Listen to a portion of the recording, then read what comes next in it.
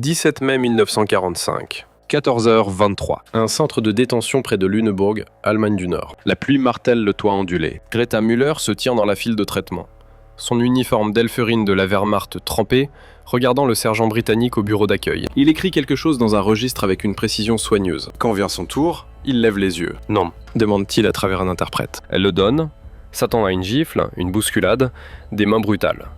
Au lieu de cela, il fait glisser une tasse en fer-blanc sur la table. De la vapeur s'en élève. « Du thé », dit-il en allemand approximatif. « Vous voudrez vous asseoir. » Le traitement prend du temps. La tasse est chaude dans ses mains. Elle ne comprend pas. Elle ne comprend plus rien. Si vous êtes intéressé par les histoires inédites de comment l'humanité a survécu au chapitre le plus sombre du XXe siècle, appuyez sur ce bouton d'abonnement maintenant. Ces récits remettent en question tout ce que nous pensons savoir sur les ennemis, les alliés, et ce qui se passe quand la propagande entre en collision avec la réalité. On leur avait dit beaucoup de choses, que les Britanniques étaient faibles, mous, décadents, que leur empire s'effondrait, que leurs soldats étaient des lâches qui avaient fui à Dunkerque, que si elles étaient capturées, les femmes allemandes feraient face à une brutalité indicible, du genre réservé aux ennemis qui osaient servir le Reich à quelque titre que ce soit. En 1945, plus de 500 000 femmes allemandes avaient servi comme auxiliaires de la Wehrmacht, opératrices téléphoniques, employées de bureau, météorologues, guetteuses anti-aériennes. Elles n'étaient pas soldates de nom, mais elles portaient des uniformes. Elles servaient la machine de guerre. Et quand l'Allemagne s'est effondrée, des milliers se sont retrouvés sous garde britannique. Elles s'attendaient à une punition. Elles s'attendaient à la vengeance. Ce qu'elles ont reçu était quelque chose de bien plus déroutant. La première fissure est venue en quelques heures. Greta termina son thé. Du vrai thé, pas l'ersatz d'écorce et de chicorée qu'elles avaient bu pendant 2 ans, et fut conduite à un poste médical de fortune. Une infirmière de l'armée britannique l'attendait là, presse-papier en main, stéthoscope autour du cou. L'infirmière désigna une chaise. Greta s'assit. L'examen fut minutieux mais doux. Température prise, gorge vérifiée, yeux examinés pour des signes de maladie. L'infirmière prit des notes, posa des questions par l'intermédiaire de l'interprète sur les conditions existantes, les allergies, les blessures. À un moment, Greta tressaillit quand l'infirmière tendit la main vers son épaule. L'infirmière s'arrêta immédiatement, leva les 2 mains. « Je vérifie les pouls », dit-elle doucement. « C'est tout. Je ne vous ferai pas de mal. » Les mots n'avaient aucun sens.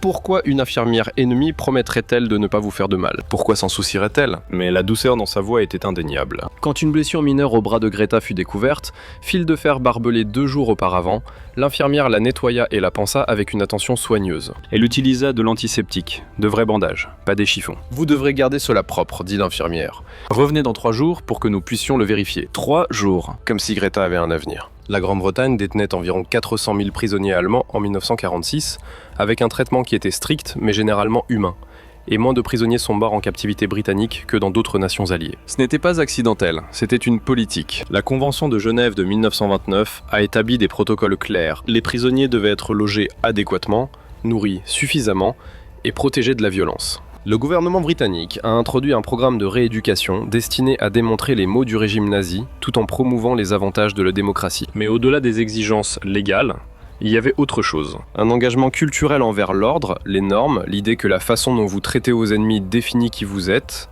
Les femmes auxiliaires présentaient un défi unique. Elles n'étaient pas des combattantes de première ligne.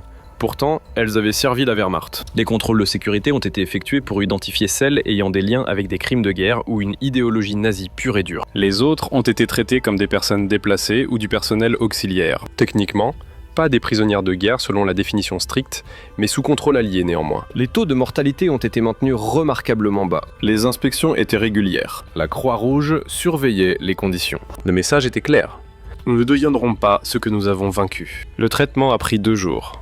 Les femmes ont été divisées en groupes en fonction de leur rôle et classification de sécurité. Le groupe de Greta, personnel de communication sans liens identifiés avec des crimes de guerre, a été affecté à d'anciennes casernes de la Wehrmacht qui avaient été converties en installations de détention alliées. Les casernes étaient spartiates mais propres. Lits métalliques avec matelas minces, couverture de laine pliée au pied de chaque lit, une petite malle pour les effets personnels. Greta s'assit sur son lit attribué et passa sa main sur la couverture.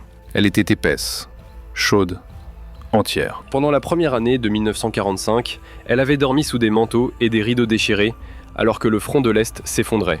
Un caporal britannique apparut à la porte avec une brassée de vêtements pliés. « Une robe chacune », annonça-t-il par l'intermédiaire de l'interprète. « Gris, standard. Vos uniformes seront stockés. » Les robes étaient simples, informes, mais elles étaient propres et intactes, exemptes de sang ou de boue ou de l'odeur de la défaite. Cette nuit-là, après l'extinction des feux, Greta entendit des pleurs de plusieurs lits. Pas de sanglots bruyants, juste des larmes silencieuses, épuisées. Les larmes de femmes qui s'étaient préparées à l'horreur et avaient plutôt reçu de l'indifférence au pire, une décence de base au mieux. La confusion était sa propre forme de torture. Les matins commençaient avec une cloche. Les femmes se levaient, faisaient leur lit et se mettaient en rang pour le petit déjeuner dans une zone de messe commune. Bouilli avec une cuillerée de confiture, pain, vrai pain fait de blé, thé ou lait en poudre. Ce n'était pas du luxe, mais c'était constant. Après le petit déjeuner, les affectations de travail étaient affichées. Les prisonnières de guerre allemandes travaillaient dans diverses capacités, largement agricoles ou industrielles, et étaient payées selon leur statut et leur travail. Les femmes étaient affectées aux corvées de blanchisserie, à l'assistance en cuisine ou aux tâches administratives. Greta fut envoyée pour aider au bureau administratif du camp, triant des papiers, classant des documents, traduisant quand nécessaire. Son superviseur était un lieutenant britannique à lunettes nommé Hargreaves, qui lui parlait de la façon dont on pourrait s'adresser à un employé de bureau n'importe où. Ces dossiers doivent être organisés par date, disait-il, alphabétique après cela. Pas de cris, pas de mépris, juste des instructions. Un après-midi, Greta commit une erreur, mal classa un dossier entier. Elle se figea quand elle s'en rendit compte, attendant la réprimande. Hargreaves soupira, sortit le dossier et le lui tendit. « Essayez encore, dit-il. Cela arrive à tout le monde. » C'était tout. Elle resta là, tenant le dossier, stupéfaite par l'absence de punition. Le tournant vint fin juin. Un groupe de soldats britanniques effectuait une rotation, rentrant chez eux après des mois de service d'occupation. Les femmes regardaient derrière le grillage alors que les camions étaient chargés. Des hommes riant et plaisantants, des cigarettes passées autour. Un soldat remarqua les femmes qui regardaient. Il salua de la main. Juste un salut décontracté. Rien de moqueur, rien de cruel. Plusieurs femmes saluèrent instinctivement en retour avant de se reprendre. Les ennemis ne se saluent pas, mais ces hommes n'avaient pas l'air d'ennemis. Ils ressemblaient à des garçons impatients de rentrer chez eux. Ce soir-là, l'un des gardes britanniques, un grand Yorkshireman nommé Soldat Davis, était posté près des baraquements des femmes. Il fumait, appuyé contre la clôture, l'air ennuyé. Greta s'approcha du grillage.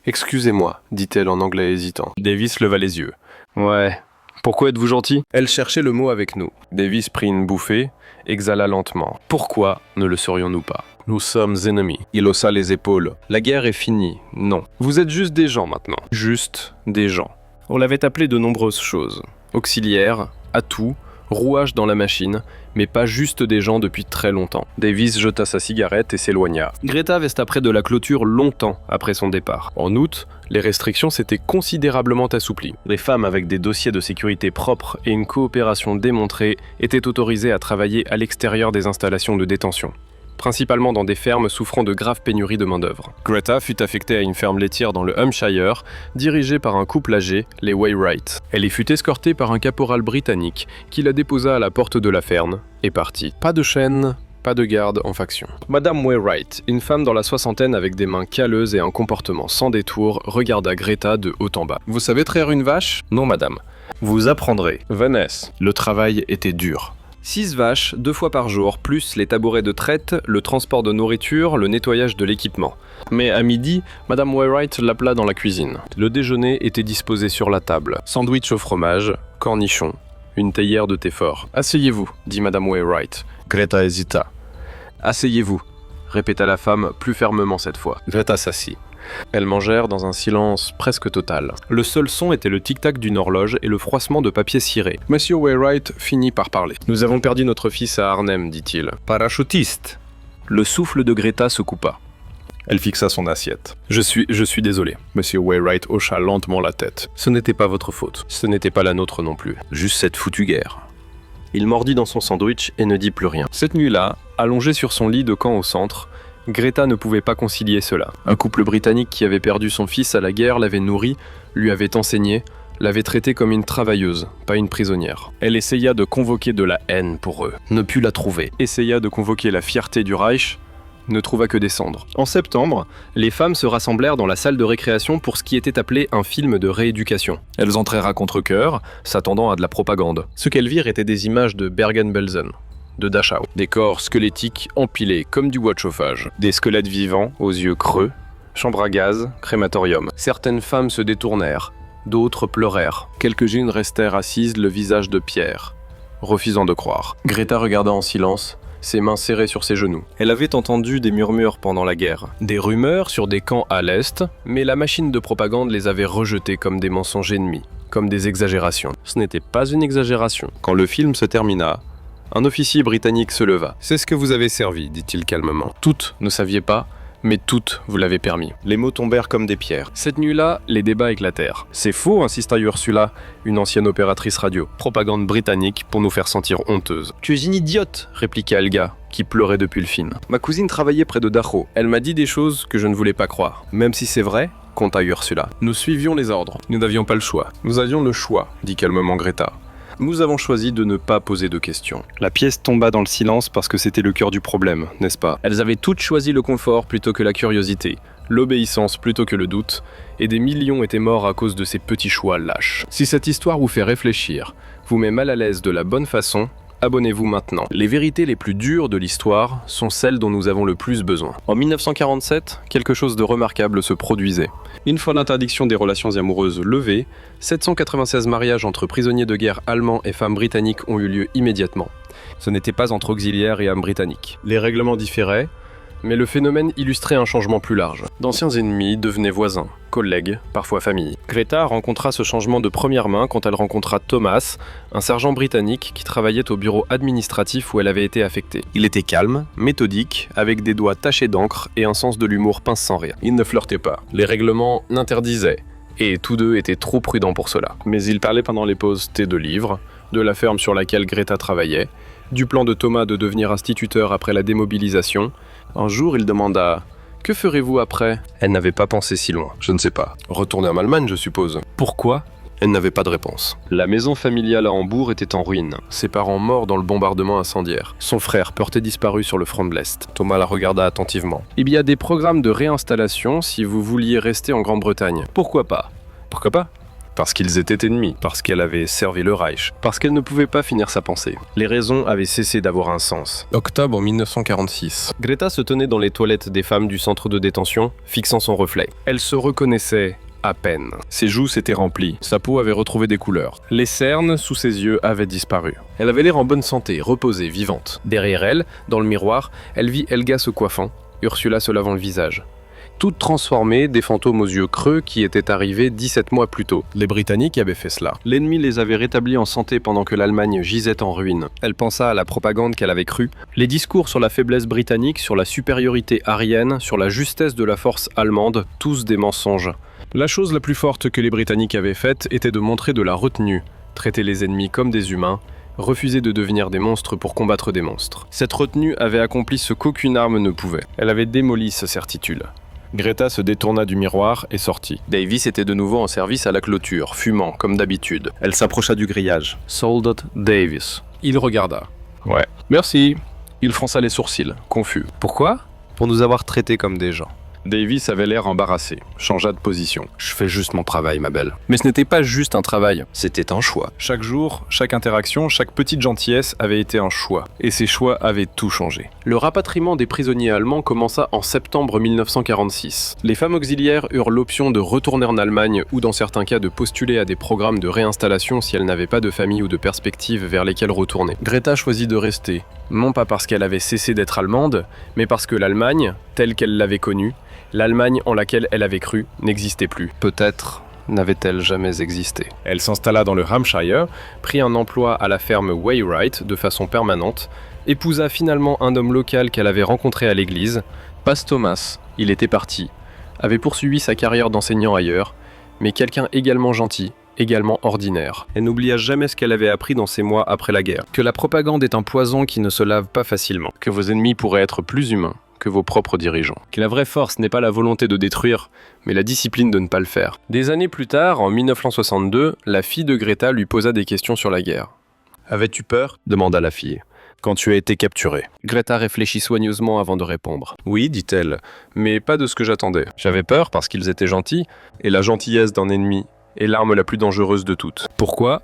Parce que cela vous fait remettre en question tout ce qu'on vous a appris à croire. Et une fois que vous commencez à questionner, vous ne pouvez jamais vous arrêter. » Elle versa à sa fille une tasse de thé, du vrai thé, fort et sombre, et la posa sur la table. « Souviens-toi de ceci, dit-elle. La façon dont les gens te traitent quand ils n'y sont pas obligés te dit qui ils sont vraiment. Ton grand-père a combattu contre eux, mais quand ils ont gagné, ils ne se sont pas vantés. Ils ne se sont pas vengés. Ils ont juste fait du thé. Et cela a tout changé. Si cette histoire a remis en question quelque chose que tu pensais savoir sur la guerre, sur les ennemis, sur ce à quoi ressemble la victoire, fais-moi une faveur et abonne-toi.